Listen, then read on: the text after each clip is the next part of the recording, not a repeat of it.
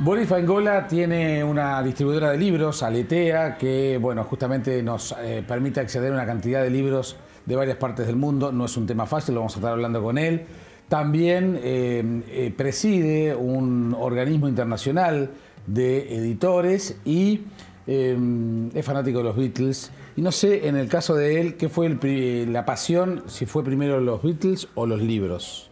Boris, ¿cómo ¿Qué te tal, va? Jaime? Un gusto estar contigo, con todos los amigos del Observador TV y con toda tu audiencia, por supuesto. No, en realidad fueron primero los libros, porque gracias a los libros... A ver, cronológicamente escuchamos primero a los Beatles desde muy chicos, pero el amor, digamos, por investigar, por llamarlo de alguna manera, el asunto de los Beatles, sobreviene a raíz del trabajo con libros, ¿verdad? Los discos estaban y todo eso, pero al empezar a indagar en esas 213 canciones oficiales, cada una con su historia y con su entorno particular, viene a raíz del acercamiento hacia todo lo que tiene que ver con el libro. Y que justamente los libros como fuente de datos, ¿no? Los discos no te daban prácticamente datos, muy Te daban pocos. el placer de escucharlos. Claro, por eso, pero los libros te daban los datos. ¿Qué sentido tiene para alguien que gusta tanto de la música saber, de tener en su memoria, porque tampoco es saber, es tener en su memoria el dato de en qué condiciones se grabó el tema 1 del lado B del disco tal, Sgt. Pepper, por ejemplo? Claro. Tiene que ver con el hobby, tiene que ver con lo joven que era uno en aquellos momentos. Yo ingresé al mundo del libro en el año 72. ¿Qué edad tenías? 15. Hace 43 años que hago exactamente lo mismo. En algún momento voy a aprender. Y en definitiva, escuchar a los Beatles de por sí tenía como magia. Pero después de que te enterás, por ejemplo, que fue uno de los primeros datos que yo obtuve siendo muy joven, que Yesterday no iba a llamarse Yesterday, sino que iba a llamarse Huevos Revueltos, vos te preguntás, ¿y esto por qué? A raíz de eso empezás a descubrir que hay mucha bibliografía al respecto. Estamos hablando de década del 70, cuando ni por asomo existía internet, ni por asomo existía el cable, ni por asomo existía ni siquiera el fax. Sí. Era todo por telex aquello y todo eso en esa época. Entonces, el acceso al conocimiento, por llamarlo de alguna manera, que no pasaba por una facultad o por una universidad, venía de la mano de los libros, sí o sí. ¿Y la memoria? Y la memoria ayudó siempre. La memoria es algo que uno, por más que intente trabajarla, yo considero que no es fácil. Hay métodos de incentivarla. Pero yo tuve el don de nacer con capacidad de memoria, te podría decir física. Si yo en esa época veía que el libro tal, a los 15 años, estaba en el segundo estante, a la izquierda, empezando, era el cuarto libro, yo de eso no me olvidaba. Nosotros nos formamos en aquella vieja y querida librería Monteverde, Palacio del Libro, una suerte de biblioteca transformada en librería soberbia, todo roble, todo cedro, todo madera y mucho libro y mucho papel. El hacer inventarios ahí imponía subirse arriba de aquellas largas escaleras desde las cuales se cayeron connotados personajes de la política nacional y de la intelectualidad nacional y examinar costo y fecha de libro por libro. Libro por libro. Ahí no había código de barras o escaneo, ahí era mirar, tomar el libro, mirar el título y guardarlo de vuelta. Esa posibilidad tan joven, con 15, con 16, con 17 años, me permitió descubrir que había memoria, que había capacidad de disco duro como para evaluar la posibilidad de seguir trabajando en lo mismo y de memorizar. En esa época en la librería se transformó, se produjeron transformaciones que hicieron que los 3 vendedores que había se fueran al mismo tiempo. Y era tiempo de zafra escolar, cuando la zafra escolar arrancaba en marzo y terminaba en junio. Era la afluencia de público a buscar textos, libros en general, en todos los cursos. La librería Monteverde, Palacio del Libro, una librería muy connotada, académica, Sí, claro. de las que había como Mosca, como Tarino, como Barreiro, en un Montevideo totalmente distinto al de ahora y en un mundo No, y las totalmente librerías distinto. tenían un peso específico diferente. Eran formadoras y eran académicas. En ese entorno empezó a llegar material y de vez en cuando caía algún libro de los Beatles que uno leía por hobby. Y ahí fue descubriendo que había cada vez más bibliografía, y esa bibliografía en ratos libres, entre Asterix y Tintín, se iba compartiendo. Y se iba leyendo y se iba mirando, y fueron datos que fueron quedando, que luego se transformaron mediante una gestión del ya desaparecido físicamente Daniel Bosch, de Macal Erickson, un personaje en sí mismo, un bohemio, un capo de la publicidad, como hemos hablado con Macu reiteradamente de él, a una invitación a participar en aquel viejo y querido Martini Pregunta por un tema conceptualmente no académico como podían ser todos los temas que se manejaban en ese momento, que era la vida de Dante o la vida de Cervantes o la obra pictórica de alguien o la música de Schubert o de Beethoven, o el Quijote o lo que fuera. Y aparecía un flaco pelilargo a responder preguntas sobre los Beatles, lo cual impuso... ¿Cómo era el tema planteado? Discografía y vida artística de los Beatles. Aquí no entraba ni filmografía, porque acá no llegaba, no había cómo, salvo las películas conocidas, pero por ejemplo Gira Mágica y Misteriosa yo nunca lo había podido ver, porque eso estaba en video y acá no estábamos en pañales todavía. Como te dije, en el 85 no había internet tampoco.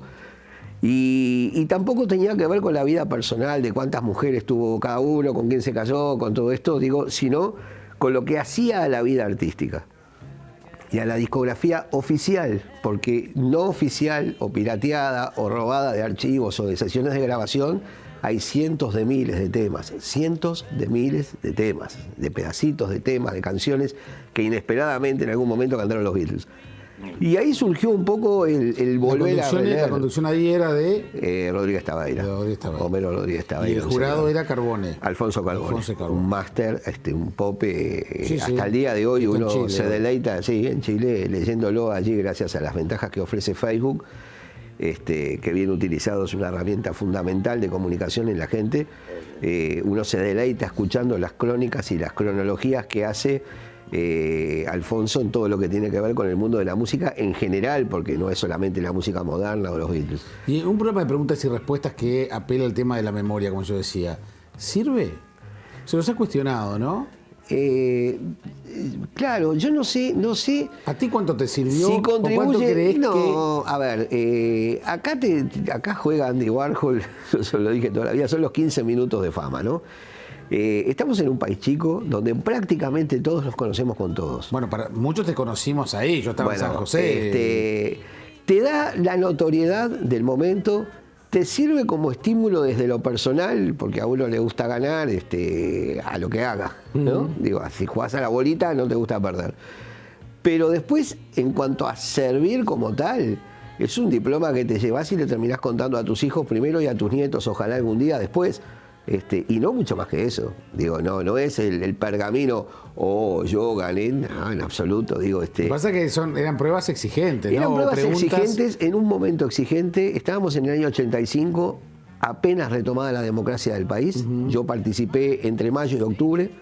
Sanguinetti había asumido el 1 de marzo del 85.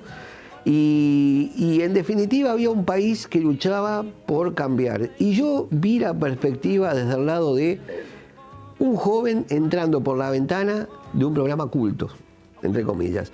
Televisión que no tenía las cosas que tiene ahora. Los programas que tiene ahora, los contenidos que tiene ahora, que no era ni mejor ni peor, era distinta. A mí me gustó la mejor, pero esto va en cada uno. Entonces, en ese ámbito, el abrir una ventana más a todo lo que se venía haciendo en pos de desmitificar aquello de que la juventud solamente estaba para hacer lío, bueno, ciertas ideas que nos vendieron durante mucho tiempo, para mí era una cuestión, incluso en el último programa, en la entrega de premios lo dije, venía muy de la mano a que muchos jóvenes se atrevieran a entrar a este tipo de programas. No por el simple hecho de participar o de ganar o de perder, sino por demostrar que había una juventud ávida de demostrar que podía tener cabeza y utilizarla. Esta pregunta ya te la he hecho varias veces, pero bueno, por primera vez acá en El Observador. ¿Cuántos no sabemos de los Beatles o cuántos no se sabe de los Beatles? Yo creo que hoy por hoy ya hay mitos, ¿no? Y uno no puede estar creyendo absolutamente todo lo que viene. Digo, Paul McCartney vive, John Lennon vive, el falso. No, bueno, que al viejo y querido John lo mataron es un hecho incontrastable, lamentablemente. Yo creo que quitaron a un verdadero líder del siglo XX, porque había mucho de contextualidad política, más allá de la cultural, y hasta económica, el Lennon. Yo creo que era un referente inexcusable, más allá de polémicas, si es mejor Paul, si es mejor John, este tipo de tonterías. Yo creo que había un liderazgo natural de John en varias generaciones. Y con 40 años te lo matan. ¿Paul McCartney vive? Para mí sí. A mí me cuesta creer. La Es un semana que viene llega un libro de España, Leyendas Urbanas, Paul ha muerto y otras leyendas urbanas. O sea, están quienes dicen que hay toda una teoría. Yo qué sé, digo, bueno, yo creo que ya entra a formar parte también de esa cosa popular. Mira, a mí me quedó grabado siempre. Yo no, por razones de edad nunca pude ver jugar a Schiaffino, ¿no? Pero cada vez que hablaran de Schiaffino decía, sí, pero el que jugaba bien era el hermano. Bueno, esto es igual. Paul McCartney no, pero no es Paul lo mataron, ¿no? Paul de veras murió, es un... Bueno, yo qué sé. Hay libros escritos al respecto, o sea que el tema interesa. ¿Y cuánto no sabemos de los Beatles? Y probablemente sepamos mínimas cosas de los Beatles, porque probablemente esos 13, 14 años de convivencia de la banda como tal hayan encerrado en sí mismos una cantidad de mitos, de verdades o de mentiras o de historias ocultas que uno ignora. Siempre se habló de todo tipo de cosas. Comprobadas, pocas. Digo, comprobadas, sí, el talento de los cuatro, en mayor o en menor escala el de los cuatro, la creatividad, las exigencias de contrato, el productor George Martin, Brian Epstein, estos son hechos incontrastables. Todo lo demás forma parte de un paquetón de mitos que, bueno, que serán o no serán reales, muchos de los cuales fueron claramente expuestos en la Anthology. Cuando los propios Beatles hacen su autorreportaje y van contando historias que luego también aparecen en algunos casos como noveladas y todo esto. Lo cierto es que desde aquella primera biografía que yo leí de los Beatles, de Hunter Davis, a la realidad había un abismo. 14 años que fueron súper intensos para marcar además a fuego el siglo XX y la cultura pop de esa época. Pero en esos 14 años hay muchos Beatles. Sí. ¿Cuál es para ti el punto ahí culminante? Ellos en el 65, el 31 de agosto del 65, dan su último recital al aire libre, más allá de la azotea después, como recital como tal en San Francisco. Ahí hay un quiebre. Ahí se termina una etapa de efervescencia beatlemaníaca que llegó a todo nivel y a todo el mundo. Aquí el fenómeno de la cultura nacional y de la música nacional, con los Buscaglia, con Musicación, con todo eso, tiene su origen claramente en los Beatles. Y esto pasó en todo el mundo. Ahí hay un punto de inflexión que será el álbum Rubber Soul, donde saltamos de la creatividad o de lo que se hizo comercialmente hablando en Help a la creatividad total, menos comercial, aunque muy consumida igual, de Rubber Soul primero, de Revolver después, y del Sgt. Pepper's, que es una especie de opus magnum, ¿no? Como eso van gustos, digo, pero para mí es el álbum que cambió la historia de la música mundial. Ese disco. Yo creo que sí. Que está cumpliendo años ahora. Que está cumpliendo 48 años, salió en los primeros días de junio del 67. Y escuchado hoy, 48 años después, la misma frescura, los mismos descubrimientos, los mismos acordes multiplicados, las mismas cosas. Esa etapa, desde el punto de vista gráfico, cambió el diseño. Sustancialmente. Olvídate de la música, pero sí. Fue tan fuerte ese álbum, culturalmente, que ese diseño... Sí. Y esas 63 fotos que componen el álbum, todas tienen su explicación. A pesar de que hay 4, 5 o 6 desconocidos que están catalogados como tal por los mejores biógrafos de los Beatles, el resto todos tienen una suerte de consecución en cuanto al homenaje. Allí aparece Poe, aparece Lewis Carroll, aparece el viejo Marx. No hay casualidades ahí. No hay casualidades. No hay casualidades. Son todas causalidades. Aparecen los Rollings, aparecen esas plantas prohibidas en aquel momento. ¿Por qué los Rollings, si eran sus archienemigos? Nunca fueron archienemigos. El primer éxito de los Rollings fue una canción de los Beatles. ¿Y por qué se inventó la guerra? Y porque lo comercial es lo comercial. Los Beatles fueron rechazados en el sello Decca. Acaba de salir un libro ahora. Bueno. Los Beatles fueron rechazados. ¿No tú el libro? No lo he visto, no.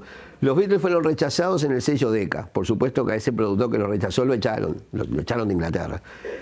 Inmediatamente después, el grupo que cayó al sello Decca fueron los Rollings. Decca estaba en guerra con Capitol, con Parlophone, que era el sello de los Beatles. A partir de ahí se estableció o se dejó establecer una suerte de guerra que en la realidad no se daba. Hay canciones de los Beatles en las que Mick Jagger hace el coro, con Marianne Faithfull, con una serie de amigos. ¿Eran amigos entonces? Por supuesto.